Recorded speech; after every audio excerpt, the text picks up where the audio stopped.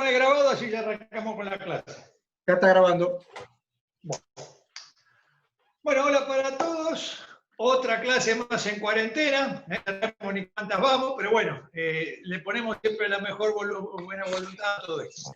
Lo que hoy vamos a desarrollar va a ser todo el tema del diseño en la orfebrería, ¿no es cierto? Que varios de ustedes me lo han pedido. Ya están aburridos de escucharlo en clase, pero hoy lo vamos a hacer un poquito más largo, con un poco más de detalle, enfocando más temas, ¿no es cierto? Y vamos a empezar como empiezo siempre yo con mis clases, con el primer punto de mi libro, Orfebrería Hispanoamericana, que sería Arte y Técnica de la Orfebrería Hispanoamericana. El primer punto del diseño, ¿cuál es? El diseño estructural.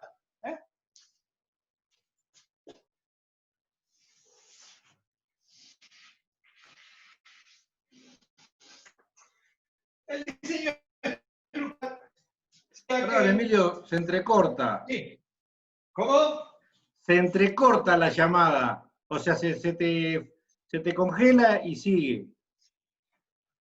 Ahora vamos a esperar unos segundos, a ver, a menos que ande mal la internet. Que anda mal internet a vos, Guillermo, a mí me anda perfecto. A Emilio lo escucho perfecto. ¿Ustedes lo ven bien?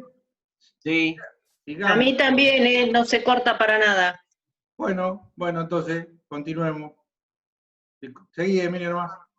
Bueno, esperemos que salga bien la grabación. Sí. Bueno, entonces estábamos hablando diseño estructural.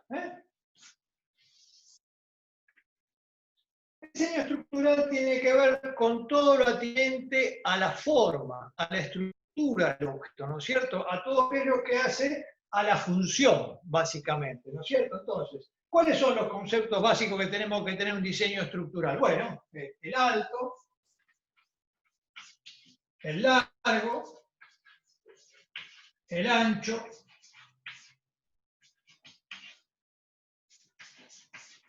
la elección de los metales, espesores, es decir, todo aquello que tenga que ver con la forma que va a ser a la función. Por ejemplo, relación de dimensiones.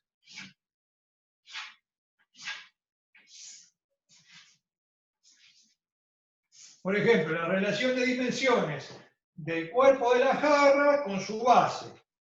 La relación de dimensiones del diámetro de la base con respecto a algún diámetro intermedio, con respecto al diámetro del gollete, con respecto al diámetro de la panza. También va a tener que ver con qué. Por ejemplo, si es una jarra para agua, con la volcada. ¿Por qué? Porque la volcada tiene mucho que ver con cómo va a caer el líquido, ¿no es cierto? Eso tiene más que ver con la funcionalidad. ¿Cuántas veces nosotros tenemos en nuestra casa una cafetera, una tetera, y cada vez que estamos sirviendo, ¿qué pasa? Se nos chorrea, se nos pega la gotita por el borde en vez de salir limpiamente.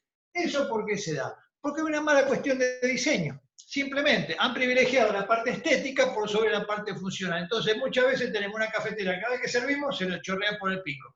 Y otra que anda perfecto. Bueno, eso tiene que ver con la inclinación de la boca, del pico, lo que sea, es decir, por una cuestión de función. Es decir, que básicamente, y por supuesto, otra cuestión básica, ¿cuál sería? El espesor utilizado, ¿no es cierto? Un espesor que tenemos que pensar que sea suficientemente grueso como para que aguante el esfuerzo cotidiano de cargar un litro de agua, servir, apoyarlo fuerte, golpearlo, sin que se deforme, pero que al mismo tiempo no sea tan pesado que haga que sea incómodo para tenerlo.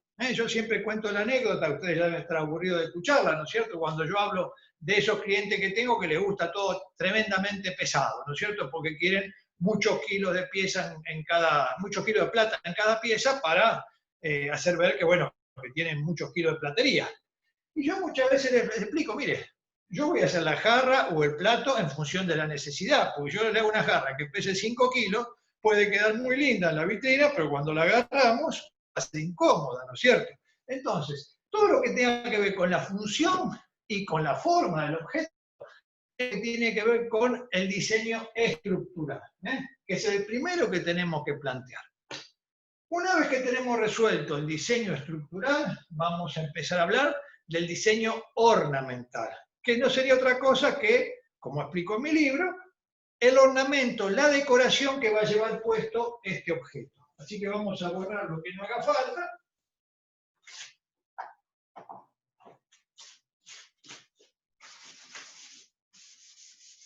Ahí.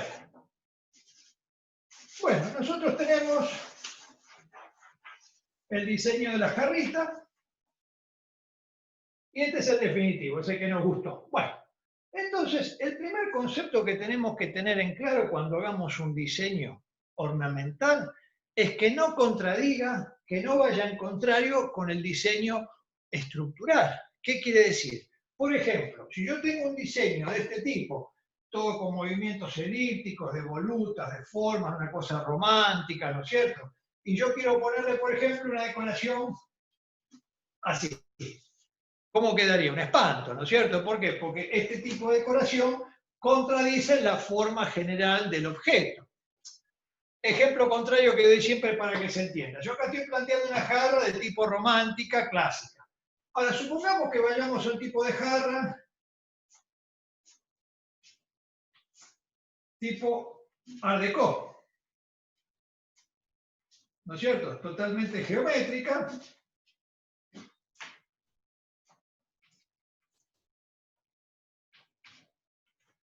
Con sus facetas tradicionales, ¿no es cierto? Y supongan que yo a esta jarra le pongo un ornamento, un barroco. ¿Cómo quedaría? Un espanto. ¿Por qué? Porque el ornamento está contradiciendo la estética general de la forma, de la morfé, ¿no es cierto? Como se diría en griego. Entonces, yo en este caso, supongamos que le quiero sí poner un ornamento, porque me gusta o lo que sea, bueno, entonces, por ejemplo, ¿qué solución puedo tener? Bueno, de repente, dentro de cada faceta puedo tirar una pequeña faceta interior que acompañe la forma general del facetado y adentro sí poner algún elemento decorativo de tipo romántico, si se quiere, ¿no es cierto?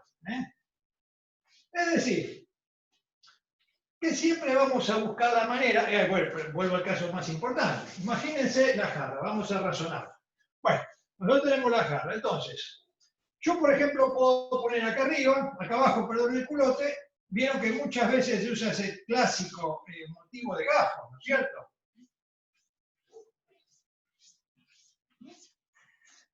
Primero porque queda lindo, pero segundo también es porque es una forma de reforzar, acá me había puesto las características básicas que tiene que ser tener un diseño estructural, es el realce estético, espero que me ponga anteojos porque ni eso veo, la reafirmación estilística y el refuerzo estructural. Bueno, la reafirmación estilística es lo que acabo de hablar recién, es decir, que el dibujo, el diseño, el ornamento que vaya adentro de la forma acompañe e incluso realce, como vamos a ver a continuación, ¿qué cosa? La forma de la estructura, la línea.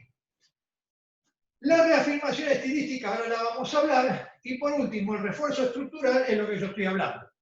Ustedes saben que nosotros cada vez que tiramos una línea de cincelado, esa línea, de acuerdo a la dirección que tenga, va a tener una resistencia X, una resistencia específica a esa forma.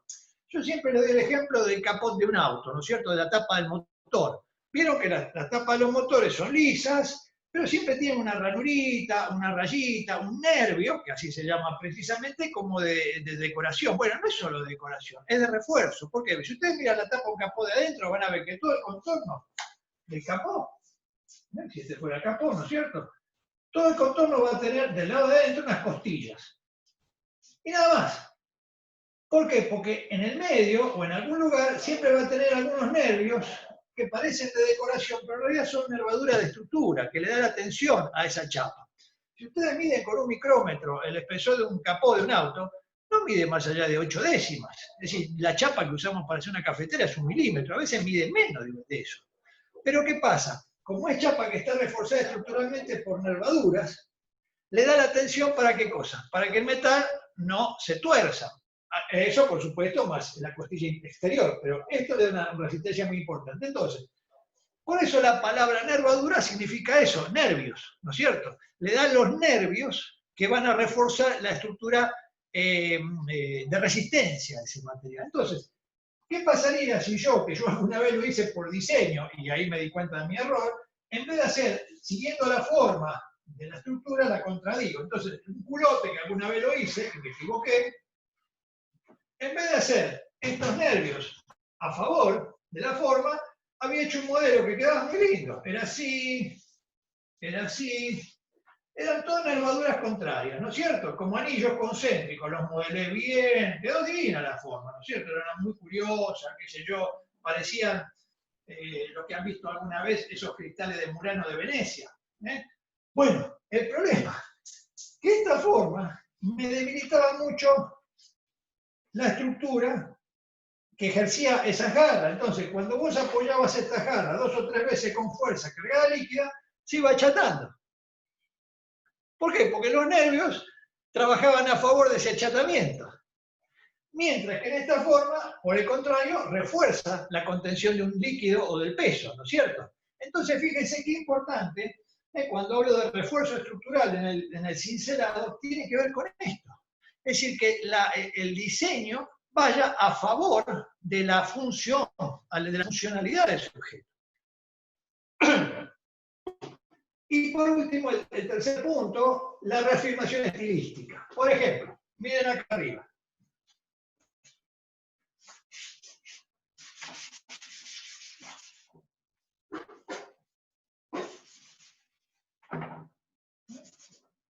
Yo dibujé la forma de la jarra, logré que ya más o menos caiga el líquido bien, ¿no es cierto? Que no se derrame, qué sé yo. Bueno. Y entonces yo acá puedo hacer un tipo de decoración en el borde que le haga de refuerzo. Muchas veces esto que se hace, se cincela aparte, como vamos a ver en la próxima clase cuando hablemos de fundiciones, esas cosas, y después se aplican soldadas las partes para armar como el collarín, el reborde. Pero en este caso supongamos que vamos a cincelar. Entonces yo podría hacer simplemente una decoración. Supongamos que estamos haciendo ornamentos del barroco, ¿no es cierto? Que haga qué cosa. Que haga una especie de ornamentación que refuerce el concepto de la forma, ¿no es cierto? Entonces, vamos a ganar varias cosas. Primero le vamos a estar dando un refuerzo a nivel mecánico a toda esta parte, con esos rebordes y qué sé yo. Y segundo, fíjense con qué poco yo ya estoy logrando una cuestión elegante que hasta me permitiría, si yo quisiera, dejar esta parte lisa. Vieron que cuántas veces yo les expliqué.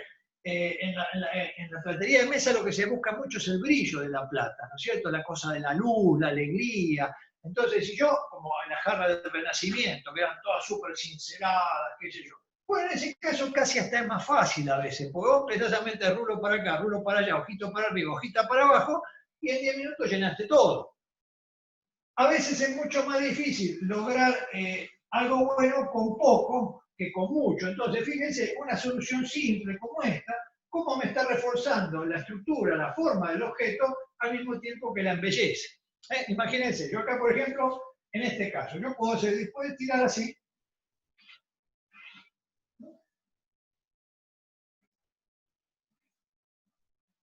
Continuar como si fuera cada una de estas nervaduras y voy jugando con la forma, y yo estas de repente, las de acá abajo, las voy haciendo en degradé, que vayan subiendo. Es decir, trabajar un poco lo que yo les digo, ese concepto de reafirmación estilística del objeto. Entonces, en vez de contradecir, como era el ejemplo anterior, cuando yo había puesto un cuadrado acá, lo que estoy haciendo es ir a favor de ese diseño. A ver que voy a mirar el récord de memoria, a ver si no me olvido nada.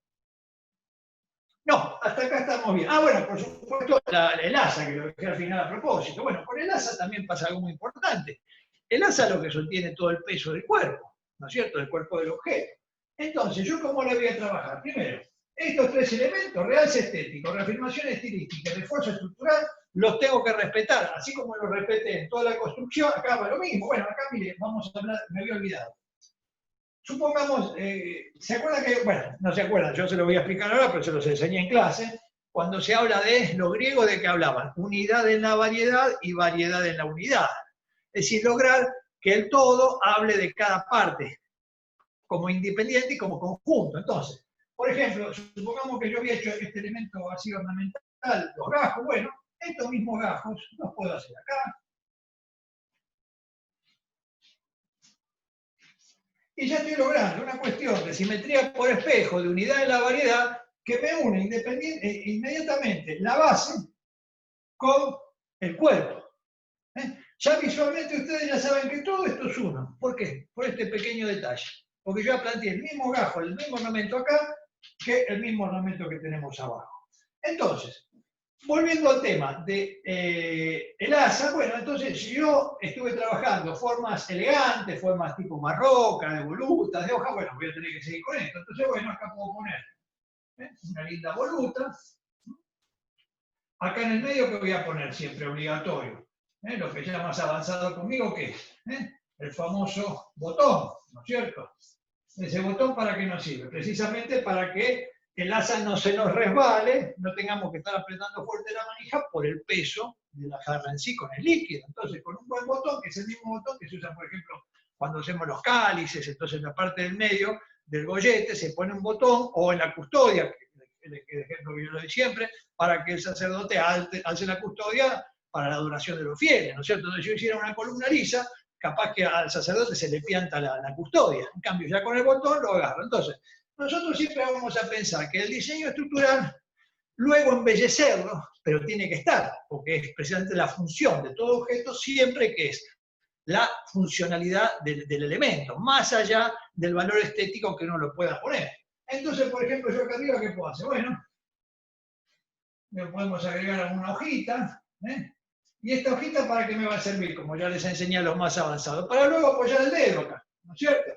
Y me haga de traba, me haga de palanca cuando quiero verter con el agua. Es decir que siempre voy a tener que respetar en cualquier elemento de los que yo esté trabajando, los mismos criterios de realce estético, reafirmación estilístico y refuerzo estructural. Es decir que para redondear y ya seguir con otro tema, el diseño estructural es todo lo atendiente a la construcción del objeto desde el punto de vista funcional y físico, y el diseño ornamental es lo que tiene que ver a la decoración de ese objeto, siempre respetando y nunca contradiciendo a esa estructura original. ¿Hasta acá estamos bien? Perfecto, hoy estamos con más tecnología y los puedo ver a todos, así que hasta le veo las caras. Perfecto. Entonces, vamos a pasar al segundo punto porque es largo este capítulo. Vamos a borrar. Igual esto ya queda todo grabado, así que no se hagan problema.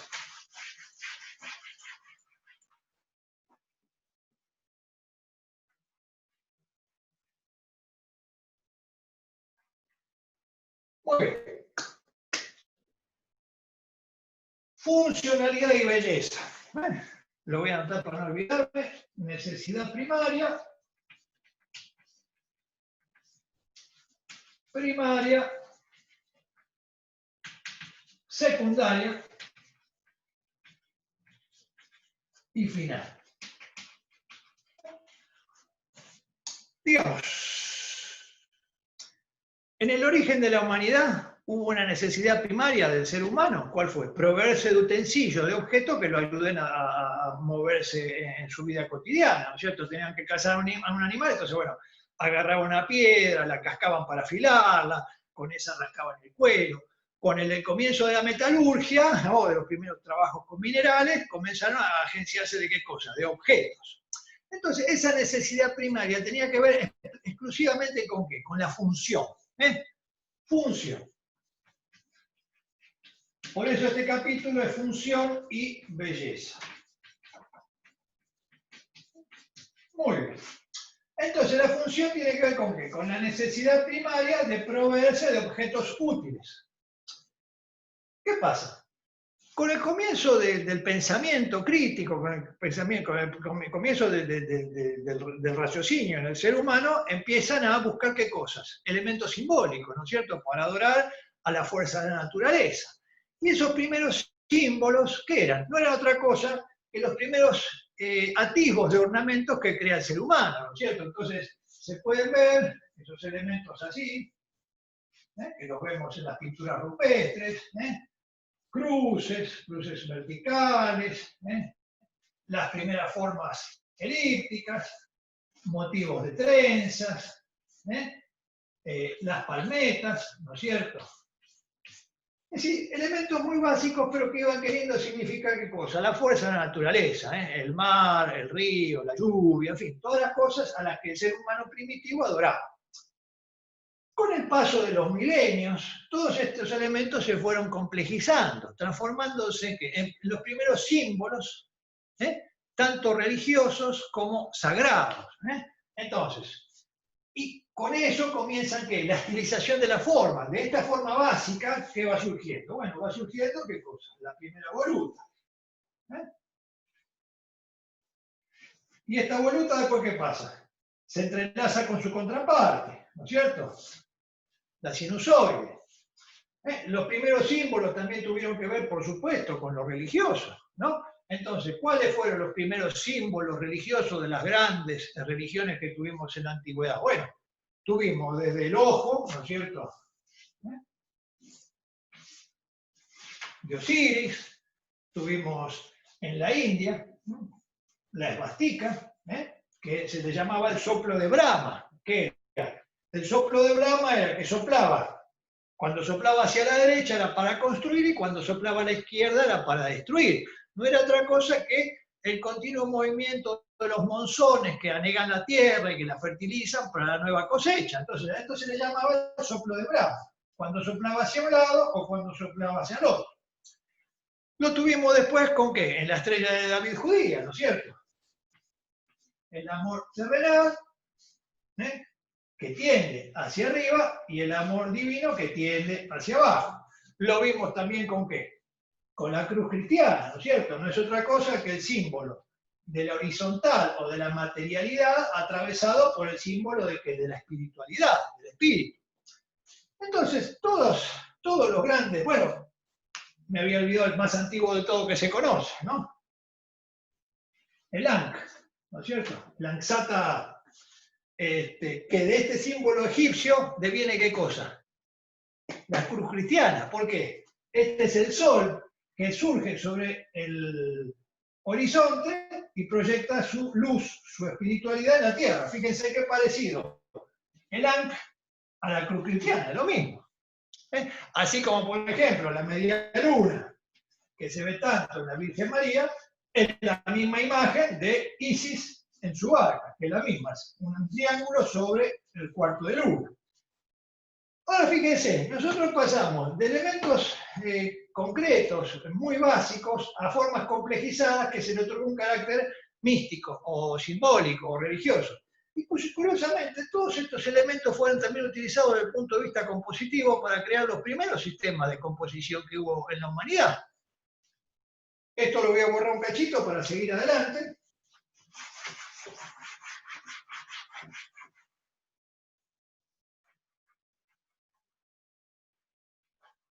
Ahí está. Entonces, volvamos a la cruz. Cuando nosotros, ¿yo qué les enseño? Lo primero que les enseño en todo. Bueno, tiramos la horizontal y tiramos la vertical. Fíjense de dónde viene eso. Viene de los primeros símbolos precristianos, ¿no es cierto? Bueno, cuando nosotros tenemos, vamos a seguir con el machete porque no me quiero olvidar ninguna. Cuando nosotros ya tenemos estos conceptos básicos afianzados en las primeras civilizaciones desarrolladas, como la Siria y la Caldea, la Sumeria, la egipcia, no hablemos todavía de los griegos, estamos hablando mucho antes, hablamos de civilizaciones, la raza aria que invadió la India. Bueno, empiezan a desarrollarse los primeros sistemas ornamentales y compositivos, que muchas veces son los que siguen hasta nuestros días, solo que con leve reforma.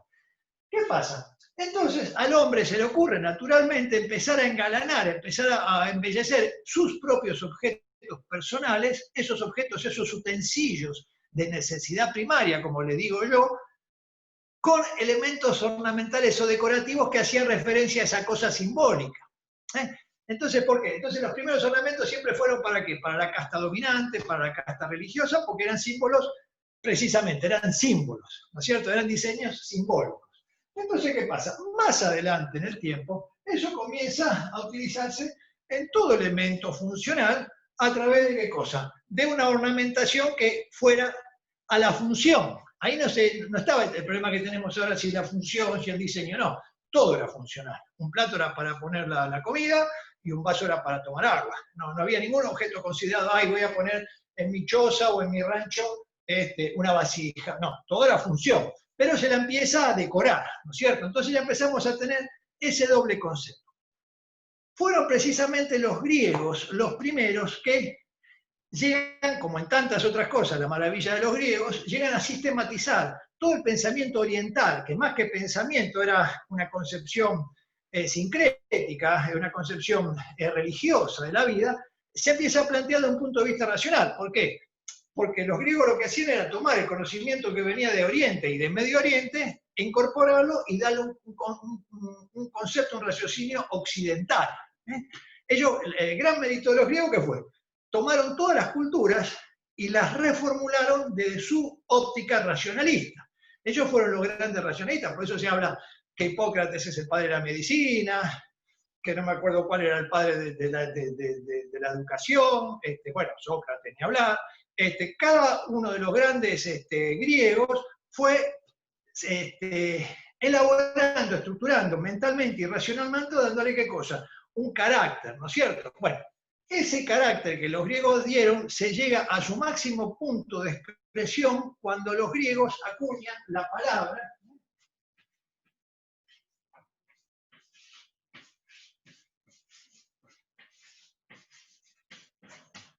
kalokagatia. Kalokagatia era kalos, era bello, y kagatia viene de kalos, que es lo bueno. Lo bueno en el término que se le hacía, que le daban los griegos. Los griegos, para ellos algo bueno era todo aquello que fuera útil. No era solamente bueno porque yo soy bueno. Un sillón es bueno porque me sirve para sentar. Bueno, entonces ya tenía la característica el ágatos. Después había distintas categorías dentro del ágatos, ¿no? Hasta el aristos, que era la superioridad, y kalos era todo aquello que fuera bello, lindo, agradable, qué sé yo. La conjunción de esta palabra, kalokagatia, es esto, función y belleza.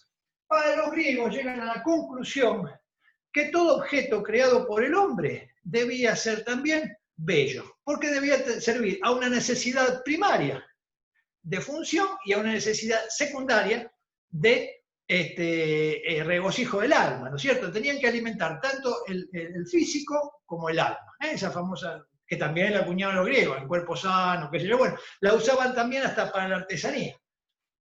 Después de estas primeras conclusiones filosóficas, hubo alguien que fue mucho más allá, que fue como siempre, como no podía ser de otra manera, Platón. ¿Platón de qué nos habla? Platón habla sobre la kalokagatia cuando habla de los alfareros, de los ceramistas, pero Platón va más allá de este concepto. Y Platón dice que a ver, la voy a leer porque no me quiero, porque es muy precisa la frase. A ver.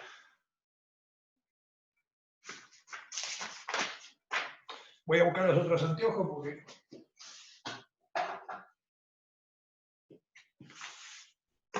Ahora sí.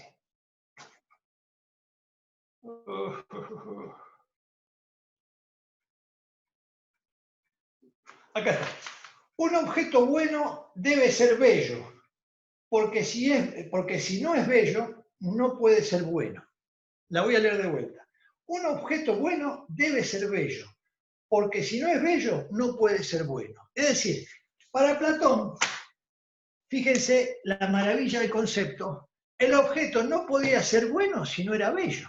Es decir, que iba más allá de la kalokagatia. Es decir, lo negaba hasta como función. Fíjense hasta dónde había llegado la sofisticación del pensamiento griego, ¿no es cierto? Entonces, ¿qué pasa?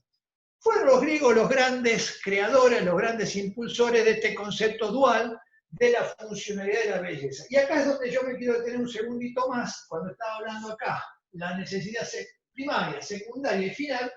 Estas son categorías que inventé yo, no están en ningún lado, pero me parece interesante, primaria, secundaria y final. ¿Qué pasa? Los pueblos primitivos tenían una necesidad primaria, que luego la cubrieron con una necesidad secundaria, que era ¿cuál? La del símbolo, la del elemento ornamental de carácter místico o simbólico aplicado a ese objeto. Con los griegos surge la final, que fue la que dio origen al pensamiento moderno en cuanto a todo lo que sea concepción artística. ¿Qué es qué cosa? La decoración. como decoración en sí, más allá de lo simbólico, más allá de lo religioso. Ya se estaba hablando entonces ya de que la decoración ya no era una cosa únicamente atinente a un símbolo religioso o de creencia, que hacía ahí referencia a sus usos, costumbres, tradiciones, sino que era un elemento en sí que embellecía el alma. Entonces, a partir de los griegos y de este concepto caro cagate, y sobre todo este más exagerado, más extremista de Platón, que niega toda bondad a un objeto si no es bello, ahí podemos empezar a hablar de un desarrollo de más de 20 siglos, donde el concepto de funcionalidad y belleza fue fundamental para cualquier objeto. No se planteaba ninguna posibilidad que un objeto no fuese hermoso al mismo tiempo que útil. Denme un segundo que no me quiero olvidar de nada.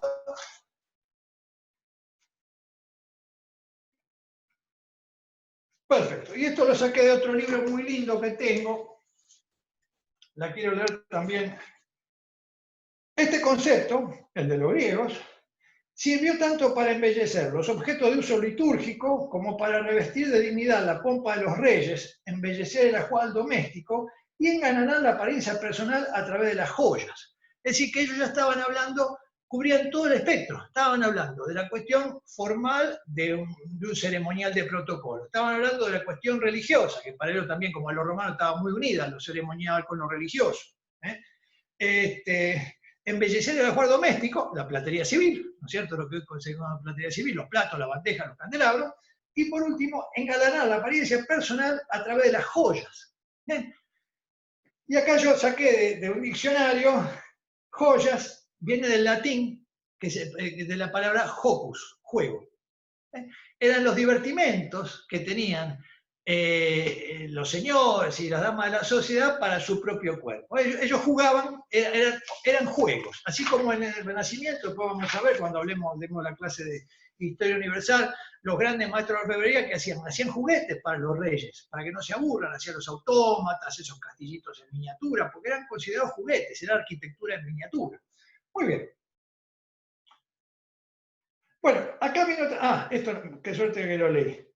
Acá viene otra palabra fundamental, que la acuñan los griegos también, que a usted le va a sonar muy común.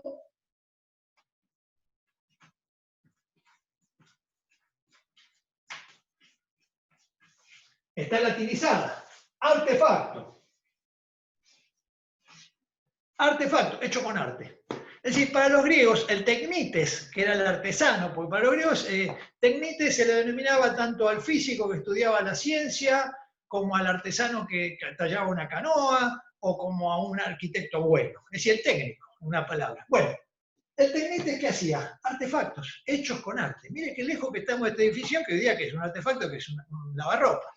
Bueno, miren para lo que los griegos era, hecho con arte. Muy bien. Y acá comienza, muchos años después, acá voy a dar los ejemplos, ¿no es cierto?, con la caída del Imperio Romano. Es decir, el Imperio Romano, a ver, sí, denme un segundito que no me quiero perder de nada. Perdón, Emilio. Emilio, te interrumpo. ¿Sí? Se nos va a cortar en 2 minutos 35 la charla esta, hoy. ¿Se va a cortar en 5? Entonces esperamos a la otra. Exacto. La cortamos acá, así se guarda la grabación, y 45 levantamos la otra. Perfecto. Entonces ya cerramos este momento. Bueno, como exacto, se nos están acortando, se nos están acabando estos 40 minutos, cerramos acá y a las 45 retomamos. Listo. Cerramos entonces. Corto. Corta.